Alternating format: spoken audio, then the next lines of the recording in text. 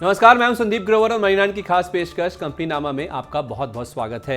ये एक ऐसा शो है जिसमें हम आपको कॉर्पोरेट्स और स्टार्टअप जगत से जुड़ी पूरे हफ्ते की बड़ी खबरों के साथ साथ विवादों से जुड़ी बड़ी खबरों से भी अपडेट करवाते हैं। तो आइए कॉर्पोरेट से जुड़ी बड़ी सुर्खियों के साथ आज के एपिसोड की शुरुआत करते हैं और सबसे पहले पहली खबर का रुख कर लेते हैं। पहली खबर, इलेक्ट्रिक गाड़ियों की बढ़ती मांग को देखते हुए ऑटो कंपनियां भारत में बड़े लॉन्च की तैयारियों में जुट गई हैं। महिंद्रा ने कहा है कि अगले 5 साल में कंपनी 5 इलेक्ट्रिक गाड़ियां लॉन्च करेगी और पहला लॉन्च दिसंबर 2024 में होगा। ये पांचों इलेक्ट्रिक एसयूवी गाड़ियां 2 ब्रांड्स एक्सयूवी और बीई के तहत बेची जाएंगी। एमएनएम के मुताबिक 2027 तक कंपनी की कुल बिक्री का करीब 30% हिस्सा इलेक्ट्रिक गाड़ियों से ही आएगा। साथ ही जर्मन कार कंपनी फॉक्सवैगन ने कहा है कि उसने भारत में इलेक्ट्रिक गाड़ियों की टेस्टिंग शुरू कर दी है और स्कोडा ब्रांड के तहत गाड़ियों को लॉन्च किया जाएगा। वहीं इस साल ऑटो मैन्युफैक्चरिंग में उतरी ओला ने भी 2024 की गर्मियों तक भारत में इलेक्ट्रिक कार लॉन्च करने की तैयारी कर ली है। ओला का कहना है कि उसकी इलेक्ट्रिक कार सिंगल चार्ज में 500 किलोमीटर तक चल सकेगी। आपको बता दें कि ओला ने इसी साल इलेक्ट्रिक स्कूटर लॉन्च किए हैं। 16 अगस्त को एमएनएम का शेयर करीब 2.5% की मजबूती के साथ बंद हुआ था। दूसरी खबर, भारतीय प्रतिस्पर्धा आयोग यानी सीसीआई ने इस हफ्ते देश की दिग्गज कंपनियों के विलय और अधिग्रहण से जुड़े 2 मामलों को अपनी मंजूरी दे दी है। आयोग ने एचडीएफसी बैंक के साथ उसकी पेरेंट कंपनी एचडीएफसी लिमिटेड के विलय पर सहमति जताई है। इसी साल अप्रैल में housing finance company HDFC limited और एचडीएफसी बैंक के बोर्ड ने विलय को मंजूरी दी थी। सीसीआई ने इसके अलावा अडानी ग्रुप की तरफ से होलसिम ग्रुप की 2 सीमेंट कंपनियों एसीसी और अंबुजा के अधिग्रहण पर भी सहमति दे दी है। इसी साल मई में अडानी ग्रुप ने $10.5 अरब में एसीसी और अंबुजा का अधिग्रहण किया था। इस अधिग्रहण के बाद अडानी ग्रुप देश का दूसरा सबसे बड़ा सीमेंट उत्पादक बन गया है। 16 अगस्त को एचडीएफसी बैंक एचडीएफसी लिमिटेड के शेयर करीब 1.25% चढ़कर और एसीसी अंबुजा के शेयर करीब 2 से 3.5% की मजबूती के साथ बंद हुए थे। तीसरी खबर, देश के सबसे बड़े bank state bank of India ने देश की सबसे बड़ी शुगर कंपनी बजाज हिंदुस्तान के खिलाफ दिवालिया प्रक्रिया शुरू कर दी है। बैंक ने इसको लेकर नेशनल कंपनी लॉ ट्राइब्यूनल यानी एनसीएलटी की इलाहाबाद बेंच में याचिका दाखिल की है। बजाज हिंदुस्तान के ऊपर एसबीआई का 6,090 करोड़ रुपए का कर्ज है और देश की दिग्गज चीनी तथा इथेनॉल उत्पादक होने के बावजूद कंपनी को लगातार घाटे का सामना करना पड़ रहा है।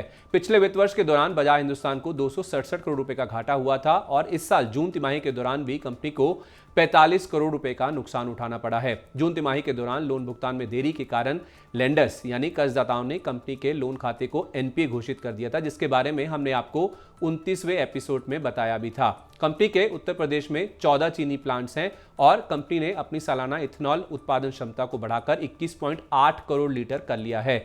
17 अगस्त को एसबीआई का शेयर करीब 0.5% चढ़कर और बजाज हिंदुस्तान का शेयर करीब 12% गिरकर बंद हुआ था। चौथी खबर, फ्यूचर ग्रुप की कंपनी फ्यूचर कंज्यूमर लिमिटेड यानी एफसीएल ने नॉन कन्वर्टेबल डिबेंचर्स यानी एनसीडीज के करीब 52 करोड़ रुपए के पेमेंट पर डिफॉल्ट कर दिया है। स्टॉक एक्सचेंजों को साझा की गई जानकारी के मुताबिक एफसीएल के 15 अगस्त 2022 को हुए डिफॉल्ट में 10.73 करोड़ रुपए का ब्याज और 41.12 करोड़ रुपए का प्रिंसिपल अमाउंट शामिल है। कंपनी ने यह डिफॉल्ट 200 करोड़ रुपए के लोन पर किया है जो उसने 15 फरवरी 2018 को लिया था। जून तिमाही के अंत तक कंपनी पर करीब 447 करोड़ रुपए का कर्ज बकाया था। इस कर्ज में छोटी और लंबी अवधि दोनों तरह के लोन शामिल हैं। 17 अगस्त को फ्यूचर कंज्यूमर का शेयर करीब 9% की मजबूती के साथ बंद हुआ था। पांचवी खबर की ओर बढ़ते हैं। इस हफ्ते टाटा ग्रुप की एसेट मैनेजमेंट कंपनी यानी टाटा एएमसी की 4 सरकारी वित्तीय संस्थानों से यूटीआई एएमसी में करीब 45% हिस्सेदारी खरीदने की खबरें सामने आई थी। इनमें LIC, SBI, Punjab national bank और बैंक ऑफ बड़ौदा शामिल हैं। मौजूदा मार्केट प्राइस के हिसाब से यूटीआई एएमसी में ये हिस्सेदारी खरीदने के लिए टाटा एएमसी को करीब 4,300 करोड़ रुपए खर्च करने पड़ेंगे। डील पूरी होने पर SBI AMC, ICICI prudential AMC और एचडीएफसी एएमसी के बाद टाटा एएमसी देश की चौथी सबसे बड़ी एसेट मैनेजमेंट कंपनी बन जाएगी। इस समय यूटीआई एएमसी में टाटा एएमसी की 2.6% हिस्सेदारी है। खबर के चलते 16 अगस्त को यूटीआई एएमसी का शेयर करीब 14% चढ़कर बंद हुआ था, पर हिस्सा बिक्री पर खंडन की खबर से 17 अगस्त को यूटीआई एएमसी का शेयर करीब 5% गिरकर बंद हुआ था।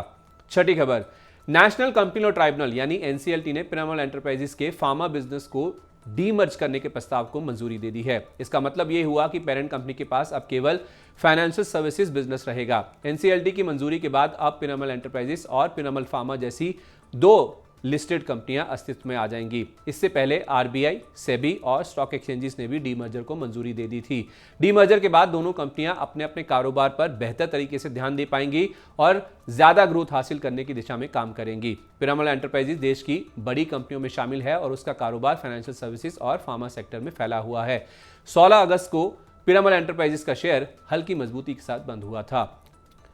सातवीं खबर, सरकार अगले महीने आईडीबीआई बैंक के स्ट्रेटेजिक विनिवेश के लिए ईओआई यानी एक्सप्रेशन ऑफ इंटरेस्ट जारी करने के लिए तैयार है। रेगुलेटरी नॉर्म्स के मामले में सरकार ढील भी दे सकती है। एक वरिष्ठ अधिकारी ने बताया कि आरबीआई के साथ मुद्दों को सुलझा लिया गया है। माना जा रहा है कि आरबीआई और सेबी लेनदेन खत्म होने के बाद बैंक में प्रमोटर की हिस्सेदारी को कम करने के लिए एक लचीला रास्ता देने के लिए सहमत हुए हैं।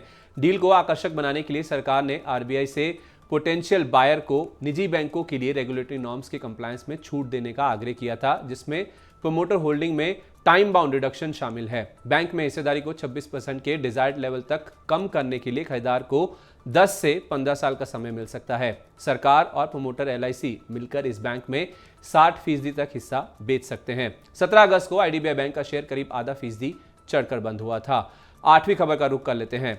टाटा समूह की कंपनी ट्रेंट लिमिटेड ने मार्केट कैप के आधार पर भारत की 100 सबसे मूल्यवान कंपनियों की लिस्ट में जगह बना ली है। ट्रेंट के शेयर ने इस हफ्ते 1489 रुपए के ऑल टाइम हाई को छुआ, जिससे कंपनी का मार्केट कैप 50,000 करोड़ रुपए के पार चला गया है। 2022 में अब तक इस शेयर ने 39% से ज्यादा का रिटर्न दिया है। वित्त वर्ष 2023 की पहली तिमाही में ट्रेंट लिमिटेड ने 115 करोड़ रुपए का मुनाफा दर्ज किया था, जबकि पिछले साल समान अवधि में कंपनी को 138 करोड़ रुपए का घाटा हुआ था। वहीं इस दौरान कंपनी की आय 492 करोड़ रुपए से बढ़कर 1803 करोड़ रुपए हो गई है। 17 अगस्त को ट्रेंट का शेयर करीब 4.5% की मजबूती के साथ बंद हुआ था। अगली खबर, एशिया के सबसे अमीर व्यक्ति गौतम अडानी अपने कारोबार को बहुत तेजी से बढ़ा रहे हैं। अडानी पोर्ट्स की subsidiary company Adani logistics limited यानी ALL ने आईसीडी टंब यानी इनलैंड कंटेनर डेपो वापी को खरीदने के लिए नवकार कॉर्प के साथ समझौता किया है। यह सौदा 835 करोड़ रुपए में होगा। टंब अडानी लॉजिस्टिक्स के मौजूदा पोर्टफोलियो में 7 मल्टी मॉडल लॉजिस्टिक पार्क को जोड़ता है। भविष्य में कंपनी की क्षमता और कार्गो को बढ़ाने में यह डील मददगार साबित होगी। इस डील में टंब आईसीडी के पास पश्चिमी डीएफसी से जुड़ी 4 रेल हैंडलिंग लाइनें और एक निजी फ्रेट टर्मिनल भी शामिल है। अडानी पोर्ट्स के सीईओ करण अडानी ने कहा कि यह अधिग्रहण ट्रांसपोर्ट यूटिलिटी बनने की हमारी परिवर्तन रणनीति के साथ साथ हमें अपने ग्राहकों को डोर टू डोर आर्थिक सेवाएं प्रदान करने के हमारे उद्देश्य के करीब ले जाने में कारगर होगा। 16 अगस्त को अडानी पोर्ट्स का शेयर करीब 4.5% चढ़कर पर नवकार कॉर्प का शेयर 16% से ज्यादा गिरकर बंद हुआ था। 10वीं खबर, अमेरिका की दिग्गज प्राइवेट इक्विटी फर्म केकेआर ने हॉस्पिटल चेन मैक्स हेल्थकेयर में अपनी पूरी 27% हिस्सेदारी बेच दी है। इस सौदे के जरिए केकेआर ने 9,185 करोड़ रुपए जुटाए हैं। यह हिस्सेदारी ब्लॉक डील के जरिए कुल 3 हिस्सों में बेची गई है। यह हिस्सेदारी सिंगापुर सरकार, monetary authority of Singapore, smaller cap world fund inc, new world fund inc, WF Asian smaller company fund limited और BNP पारिबा समेत कई इकाइयों ने खरीदी है। BSE को दी गई जानकारी के मुताबिक केकेआर ने अपनी सहयोगी कंपनी कायक इन्वेस्टमेंट्स होल्डिंग के जरिए 353 रुपए प्रति शेयर के भाव पर कुल 26 करोड़ शेयर बेचे हैं।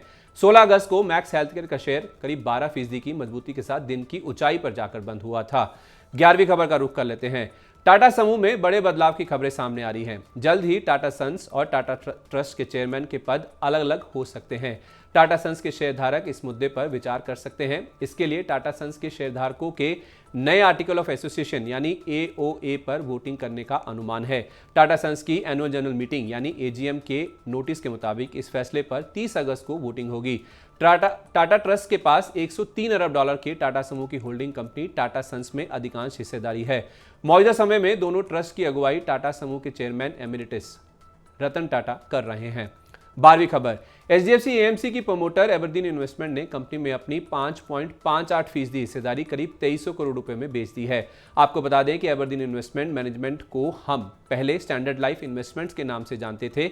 इस हफ्ते ओपन मार्केट ट्रांजैक्शन के जरिए यह हिस्सेदारी बेची गई है। BSE की वेबसाइट पर मौजूदा बल्क डील डेटा के मुताबिक यह हिस्सा बिक्री 1935 रुपए 63 पैसे प्रति शेयर के भाव पर की गई है, जो कि शुक्रवार के 1956 रुपए 15 पैसे के क्लोजिंग भाव से करीब 1% के डिस्काउंट पर है।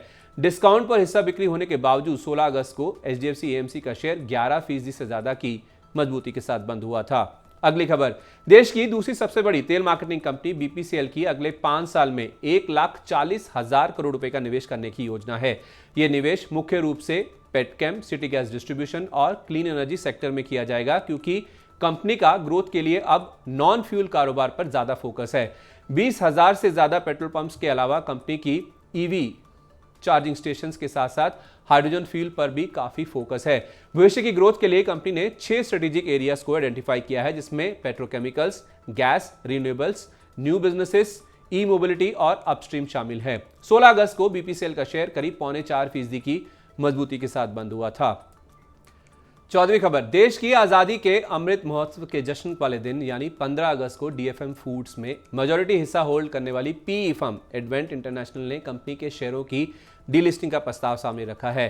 क्रैक्स ब्रांड के तहत स्नैक्स बनाने वाली इस कंपनी में एडवेंट इंटरनेशनल ने पब्लिक शेयरधारकों से उनके सारे शेयर खरीदने का प्रस्ताव दिया है, जिसका मतलब यह हुआ कि कंपनी की स्टॉक एक्सचेंजों से ट्रेडिंग रुक जाएगी और कंपनी डीलिस्ट हो जाएगी। 16 अगस्त को डीलिस्टिंग की खबर आने के बाद डीएफएम फूड्स का शेयर 20% के ऊपरी सर्किट पे जाके बंद हुआ था।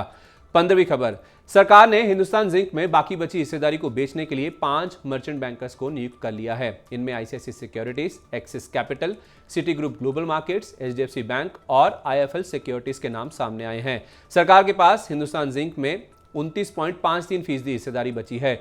Department of investment and public asset management यानी दीपम ने जुलाई की शुरुआत में मर्चेंट बैंकर्स से बोलियां मंगवाई थी। इसके लिए 28 जुलाई की डेडलाइन तय की गई थी। 16 अगस्त को यह खबर आने के बाद हिंदुस्तान जिंक का शेयर करीब 7% की मजबूती के साथ बंद हुआ था। तो ये थी इस हफ्ते की कॉर्पोरेट जगत से जुड़ी बड़ी सुर्खियां। लेकिन अब रुक करते हैं हमारे खास सेगमेंट ऑन द रडार का। इस खास सेगमेंट में हम ऐसी खबरों पर फोकस करते हैं जिनमें कोई ना कोई विवाद जुड़ा हुआ है। ये खबरें इसलिए इंपॉर्टेंट है क्योंकि इन खबरों का शेयरों की कीमतों पर सीधा असर होता है, जिससे आपका फायदा और नुकसान जुड़ा हुआ है। आइए शुरुआत करते हैं ऐसी ही पहली खबर से।